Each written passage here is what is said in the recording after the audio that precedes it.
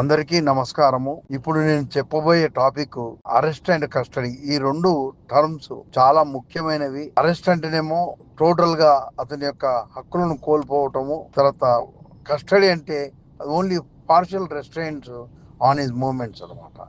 అయితే ఈ రెండు పదములను సాధారణ ప్రజలు ఇంటర్చేంజబుల్ గా కస్టడీ అరెస్ట్ అంటారు, అరెస్ట్ కస్టడీ అంటారు. కానీ మన పోలీస్ అధికారులు ఇటు దాన్ని లీగల్ గా మనం ఎప్పుడైనా ఫాలో కావాలి. ఇప్పుడు నేను దాని రెండిట్లో ఉన్నటువంటి డిఫరెన్సెస్ చెప్తాను. ఫస్ట్, కస్టడీ అంటే పార్షల్ రెస్ట్రైంట్స్ ఆఫ్ హిస్ మూమెంట్స్, లేదా అతని పైన సర్వేలెన్స్ ఉంచడం కానీ, తర్వాత రెస్ట్రిక్షన్స్ కానీ పెడితే అప్పుడు అది కస్టడీ అవుతుంది. అయితే అదే అరెస్ట్ విషయంలో వచ్చేటకల్లా there are no restrictions, total restrictions on his movements. Physically he has taken in to custody by the police. అప్పుడు దాన్ని అరెస్ట్ అంటారు. అతను పోలీస్ యొక్క అదుభాగ్యంలో మెదులుకోవాల్సి వస్తది. కస్టడీలో మాత్రం అట్లా ఉండదు. అతన్ని పిలిపించినప్పుడు వస్తాడు, ఒక గంట అయిపోయిన తర్వాత సార్ నేను మళ్ళీ వస్తా అంటే ఇడిచిపెడతాం అనమాట. అది కస్టడీ. అయితే కస్టడీకి మరియు అరెస్ట్ కు దాని యొక్క అర్థములు, భావములు, ఎఫెక్ట్స్ చాలా డిఫరెన్స్ గా ఉన్నవి.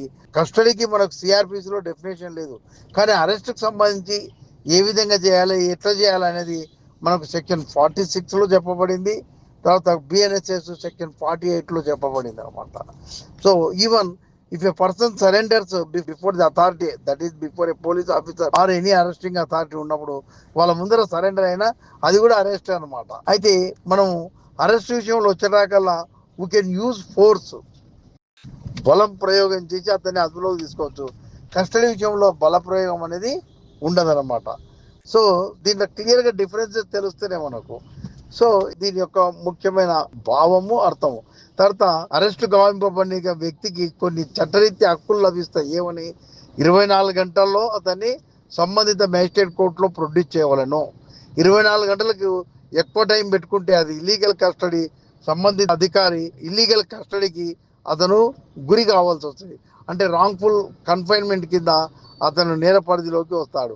కానీ కస్టడీ విషయంలో అట్లా టైమింగ్స్ అట్లాంటివి ఏమీ లేవు అనమాట, అధికారాలు అనేటివి లేవు అనమాట. తర్వాత మళ్ళీ మనం చూస్తే అరెస్ట్లో ఇంకేం అధికారం ఉంది? అరెస్ట్ గావింపబడిన వ్యక్తికి తనను ఎందుకు అరెస్ట్ చేసిండ్రో చెప్పాలా. తర్వాత అరెస్ట్ చేసిన తర్వాత అతనికి సంబంధించిన బంధువులకు ఆ విషయాన్ని తెలియజేయవలను.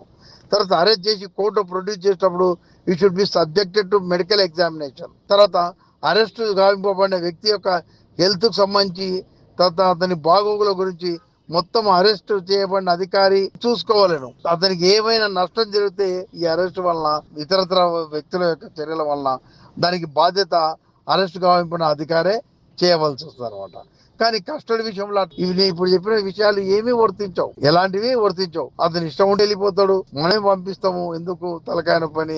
కొన్ని సందర్భాల్లో నాకు పై తిరుగుతుంది, చక్కెర వచ్చింది అంటే వెళ్ళిపో అని చెప్తాం. ఎందుకంటే మనం నాట్ ఎఫెక్టెడ్ ఇస్ అరెస్ట్. ఈ was called to the police station for the purpose of interrogation కదా. ఇది మన తర్వాత అరెస్ట్ విషయంలో once that fellow is called to the police station and questioned by the IO, then we find that there is offense is made out to, then he will issue a arrest memo. Arrest memo అంటే ఏంది? he writes the his name and all the particulars, తర్వాత to whom it was informed. తర్వాత arrest చేసినప్పుడు ఎవరన్నా ఆ లొకాలిటీలో వ్యక్తి ఉన్న పెద్ద మనిషి ఎవరైనా ఉంటే అతని సంతకం చేపియాలా. ఒక అతని బంధువులు ఉంటే ఒకటే సరిపోతుంది, బంధువులకు తెలియజేయడం సరిపోతుంది. ఆ అరెస్ట్ లో విట్నెస్ కూడా సంతకం చేయాల్సి వస్తుంది, నేరస్తుడు కూడా సంతకం చేయాల్సి వస్తుంది మెమో పైన. వేరే ఇన్ ద కస్టడీ విషయంలో ఇలాంటివి ఏమీ ఉండవు అన్నమాట. ఈ అరెస్ట్ విషయంలో వీటికి సంబంధించిన కొన్ని జడ్జిమెంట్స్ సుప్రీంకోర్టువి చాలా ఇంపార్టెంట్. ఆ 4-5 జడ్జిమెంట్లు ఇప్పుడు మీకు తెలియజేస్తున్నాను. First, state of Haryana versus Dinesh Kumar 2008 supreme court cases 222 అనమాట. దీంట్లో ఏం చెప్పబడింది? Custody does not necessarily mean arrest. A person may be taken in to custody for interrogation and later may be formally arrested. కనుక కస్టడీ అంటే అరెస్ట్ అనే అర్థం కాదు. అతన్ని టెంపరీగా అతని అదుపులోకి తీసుకొని ప్రశ్నించడము పార్షియల్ రెస్ట్రెయింట్ అనమాట. తర్వాత నేరం మనకు అతను చేసినట్టు ధృవపడితే అప్పుడు మనం అతన్ని అరెస్ట్ చేస్తామన్నమాట ఫార్మల్గా, as per the procedure laid down in the BNSS or CRPC. Case చూస్తే Union of India versus Madan Narayan Agarwal 2008, అది కూడా 13th part, supreme court cases 305. The court observed that custody and arrest are not synonymous and police can have someone in custody without making an arrest.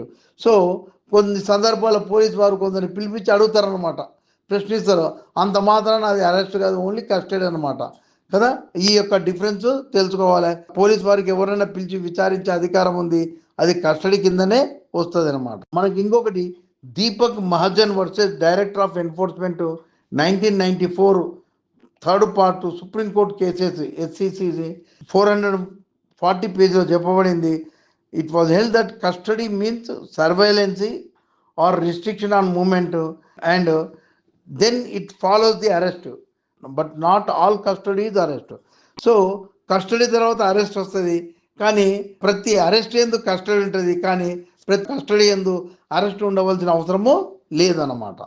అలాగే Joginder Kumar versus state of UP 1994 part 4 supreme court cases 260 page. చాలా దీంట్లో డీటెయిల్గా చెప్పబడింది అన్ని అరెస్ట్కి సంబంధించిన guide lines, emphasising the need for justification. అంటే అరెస్ట్కి సంబంధించిన grounds రాయడమే కాకుండా దాన్ని జస్టిఫై చేసేటట్లు ఉండాలన్నమాట. అంతేగాని అరెస్ట్ అంటే ఒక రొటీన్గా కాగ్జంబుల్ అఫెన్స్ దానికి అరెస్ట్ చేయడం అని అవసరం లేదు.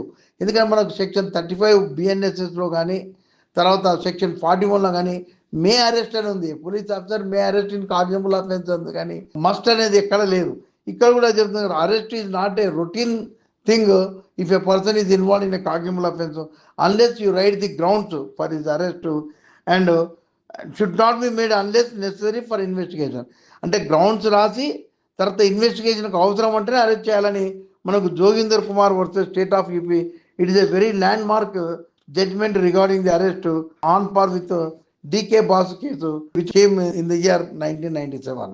మనం దీనిపైన ప్రాక్టికల్ ఎగ్జాంపుల్ చూస్తే, a person call to a police station for questioning is in custody but not arrested. So అతని కస్టడీలో ఉన్నట్లు లెక్క, అరెస్ట్ చేసినట్లు లెక్క కాదు. అలాగే if after questioning the police find sufficient grounds and formally record the arrest, అంటే అరెస్ట్ మెమో ఇష్యూ చేయడము, తర్వాత సెక్షన్ 35(1) and 2 ఆఫ్ బిఎన్ఎస్ఎస్ లేదా 41 సిఆర్పిసి ప్రకారము అప్పుడు అరెస్ట్ అయినట్లు లెక్క. తర్వాత మనకు అరెస్ట్ విషయంలో అతి ముఖ్యమైన విషయము 24 గంటలు అనేది కస్టడీలో తీసుకున్నప్పటి నుంచి మొదలవుతుందా, అరెస్ట్ మెమో రాసినప్పటి నుంచి మెమో మొదలవుతుందా అనేది చాలా ముఖ్యమైన విషయము. దీనిలో చాలా కన్ఫ్యూజన్ అవుతున్నారు పోలీస్ ఆఫీసర్లు. మామూలుగా నేను చెప్తున్నది ఏంటంటే, ఒక వ్యక్తిని నీవు అరెస్ట్ మెమో మీద రాసిన టైం ముఖ్యం కాదు, ఎప్పుడైతే అతని లిబర్టీని టోటల్గా అప్రూవ్ చేసినావో అప్పటి నుంచి టైం 24 గంటలు మొదలవుతుంది. కనుక నీవు అరెస్ట్ మెమో మీద ఏం టైం రాసుకున్నా సరే కస్టడీ టైం నుంచి ఇది లెక్క అవుతుంది. ఇది గమనించకూడుతున్నాను. తర్వాత మనకు ఎందుకంటే ఆర్టికల్ 22 ఆఫ్ ది కాన్స్టిట్యూషన్ లో ఏమన్నది, ఎవరినైనా వ్యక్తిని అదుపులోకి తీసుకున్నప్పుడు 24 గంటల లోపల సంబంధిత మేజిస్ట్రేట్ కోర్టులో ప్రొడ్యూస్ చేయవలను.